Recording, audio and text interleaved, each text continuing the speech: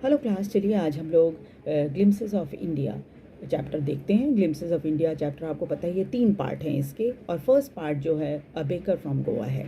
चलिए देखते हैं। ये जो पार्ट है इसको लिखने वाले हैं ल्यूसियो रोड्रिगेज, और ये अपने बचपन की थोड़ी सी बातें जो है इस कहानी में बताते हैं। बचपन में कैसा उनका बचपन था और किस तरह से बेकर जो थे उनके गाँव के कितने महत्वपूर्ण हिस्सा हुआ करते थे। ये गोवा के पारंपरिक बेकर समुदाय और पुर्तगाली शासन के दौरान बेकिंग की संस्कृति का वर्णन करती है। ये चैप्टर जो है वो बेकर गोवा के दैनिक जीवन के अभिन्न अंग थे। वे रोज़ ताज़ी रोटियां लाते थे, और ये रोटियां मतलब ब्रेड, ये रोटियां हर फंक्शन और फेस्टिवल का हिस्सा होती थी। पुर्तगाली शासन के प्रभाव में से जुड़ी बेकिंग परंपरा जो है वो पुर्तगाली शासन के समय से ही, जो तरीका होता है बेकिंग का, वो पुर्तगाली शासन के दौरान से ही चल रहा था। वहाँ उसका प्रभाव देखने को मिलता है।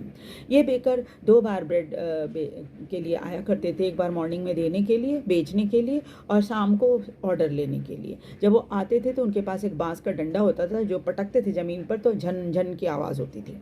तो लोग समझ जाते थे कि बेकर आ गया है। और इनको गोवा में पेडर भी कहा जाता है। ये स्वीट ब्रेड लाते, जिसे बोल कहा जाता है, और केक और बोलिनहास तो शादी का एक बहुत ज़रूरी हिस्सा हुआ करते थे। बेकर की एक फर्नेस तो गांव में एकदम बहुत ही ज़रूरी होती थी। वे एक विशेष कपड़े पहनते थे जिसे कबाई कहा जाता था। वो एक 1 पीस फ्रॉक की तरह होता था जो घुटने तक होता था। और लेकिन अब जो बेकर हैं वो पैंट शर्ट पहनते हैं, लेकिन पैंट जो होती है उनकी फुल पैंट नहीं होती, वो हाफ पैंट से थोड़ी लंबी होती है, जिसे हम लोग आजकल बरमूडा पैंट कहते हैं ना।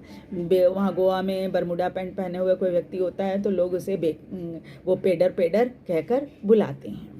गोवा के सभी लोगों में से इनका संबंध बड़ा ही प्यार भरा रहता था। गांव में जो लोग होते थे उनमें उनका सभी के साथ इनका बड़ा प्यारा संबंध होता था। बेकिंग एक लाभदायक पेशा माना जाता था, क्योंकि इसके घर के सभी मोटे तगड़े हट्टे कट्टे दिखते थे, क्योंकि भोजन की तो कोई कमी होती नहीं थी घर में, और वो उनकी खुशहाली को दिखाता था। वो महीने के अंत में पैसा लेने के लिए आते थे। ये कहानी पारंपरिक कौशल जो है बेकिंग की, उसके बारे में बताता है। साथ ही साथ गोवा की संस्कृति और लेखक के बचपन से जुड़ी बातों की भी जानकारी देता है।